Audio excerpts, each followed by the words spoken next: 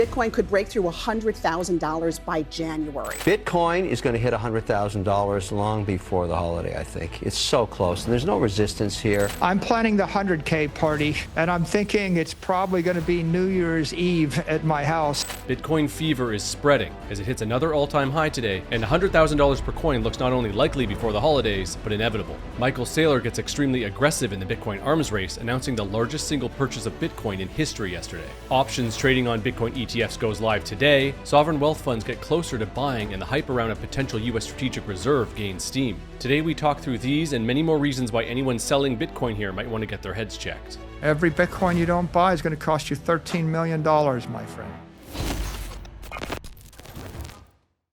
It's a new week, and the bullish Bitcoin news can't stop, won't stop. We started the week with Michael Saylor and MicroStrategy announcing yesterday morning the largest Bitcoin purchase ever, as Saylor posted on X that the company has purchased 51,780 Bitcoin for $4.6 billion, which brings the company's total Bitcoin holdings to 331,200 Bitcoin, or 1.5% of the total supply.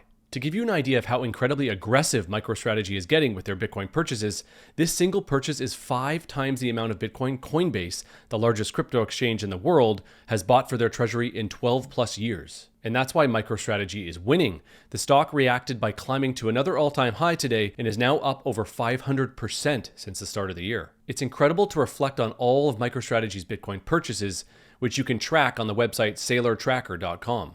All these green dots plotted on the Bitcoin price chart is when they bought Bitcoin. Their first purchase was back in September of 2020 when they bought 21,454 Bitcoin when it was just around $11,000 per coin. So as you can see, Saylor's assertion that they will be buying the Bitcoin top forever is absolutely coming true. Saylor is going by the assumption that there is no Bitcoin top priced in a currency like the US dollar that can be printed out of thin air. Saylor went live on the wildly popular PBD podcast yesterday morning talking about his Bitcoin convictions, and he laid out why he is so committed to buying the Bitcoin top forever. And I'm looking at an article that says over the next 3 years, you're planning on buying another $42 billion of Bitcoin. Yeah. So you can't get enough of this.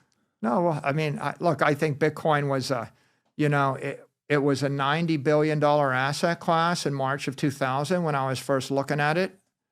And then by August, it was about $180 billion asset class. And right now, 4 years later, it's $1.8 trillion asset class.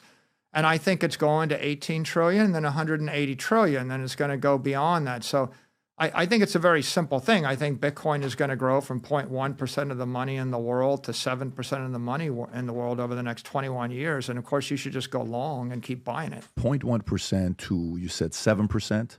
Yeah, it'll go from like 1.8 trillion to $240 trillion, and it'll go up 29% a year, ARR. That is my base case. And I've heard you say that in 21 years, it's going to be at $13 million That per takes you Bitcoin? to 13 million a coin. 13 million a coin. 13 million a coin. At 29%. Every Bitcoin you don't buy is going to cost you $13 million, my friend.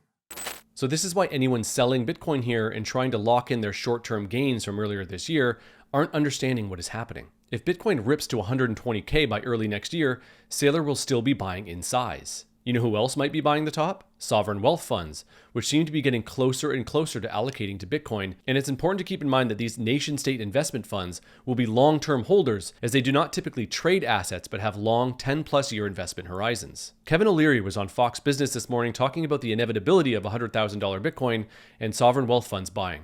Bitcoin is going to hit $100,000 long before the holiday, I think. It's so close, and there's no resistance here. This is the crypto of choice for financial institutions and sovereign wealth. They don't care about anything else, just Bitcoin.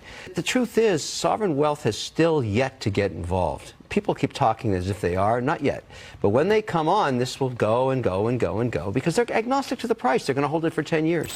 O'Leary isn't the only one who thinks sovereign wealth funds buying Bitcoin is becoming more likely. Bloomberg hosts were openly speculating about Bitcoin's inclusion in a U.S. sovereign wealth fund yesterday. Remember, Bloomberg reported back in September that Biden aides were working on a proposal for a U.S. sovereign wealth fund, that they were looking to create one that would allow the U.S. to invest in national security interests. So to your point that it's bipartisan, it was, something that the Biden administration was looking at. I'm guessing not fully funded by Bitcoin?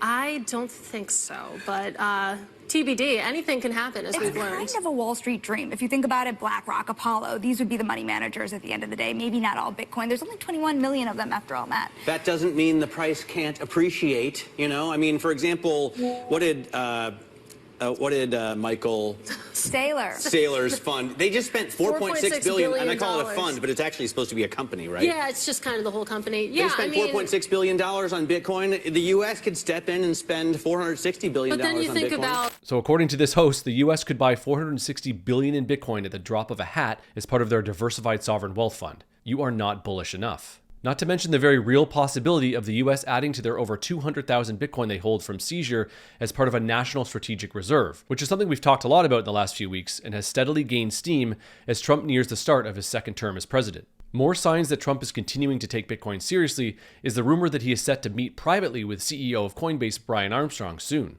And it is also looking more and more likely that he will appoint Bitcoin bull Howard Lutnick as Commerce Secretary. Lutnick recently disclosed on a podcast that he personally has hundreds of millions of dollars in Bitcoin exposure. On top of that, lawmaker and Senator Cynthia Lummis, who originally proposed the Bitcoin Strategic Reserve Bill, is becoming increasingly confident that she can get Trump's signature on the bill. As she said today, the Strategic Bitcoin Reserve is a modest proposal with a huge upside. Bitcoin legend Adam Back, who is the only person cited in the Bitcoin white paper, posted this on X today. If the US Strategic Bitcoin Reserve happens, prepare for 7-figure Bitcoin this cycle.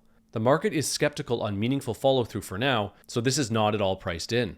So if Trump can follow through with this, the upside is absolutely massive, as it could most definitely be a catalyst for, dare I say it, the famed supercycle, where we don't get the historically large drawdowns in price and we just keep climbing higher for longer through 2025 and into 2026 and beyond. On top of all this bullish news, options trading on ETFs went live with IBIT today. Now, I'm treating this as an afterthought piece of news, but it's much larger than most people think. Options trading on ETFs opens the door to the largest and deepest liquidity pools and has the potential to increase trading volume by orders of magnitude. Alex Thorne, head of Galaxy Research, was on Bloomberg today to give his thoughts on what this means.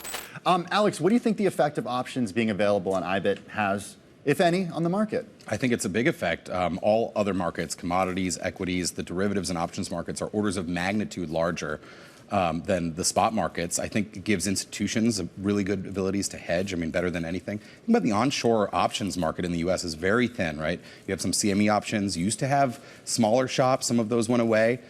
So outside of the OTC space, there's not been a good place for institutions to do options. And by the way, I should mention retail. 44% of U.S. equity options are traded by retail, and they really can't access any options at all. So you can imagine if we get into a bull market where retail is trading on Robinhood and other fintech apps, that those options could be really impactful. So it's my belief that many people are not nearly bullish enough, and millions will be caught off guard and on the wrong side of what is coming this cycle. But that doesn't have to be you. You can still front-run sovereign wealth funds in the U.S. strategic stockpile with Swan.